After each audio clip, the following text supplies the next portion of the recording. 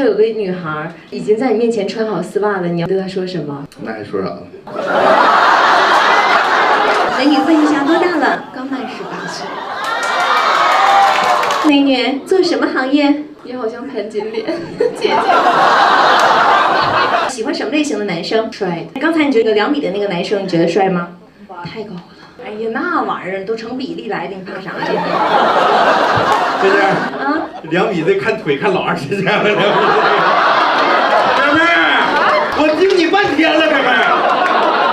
这个是加绒的丝袜能接受吗？就是里面带成软乎乎的那种。掉。来，你过来吧，来吧，说吧，跟爷爷想说啥？好看，好看。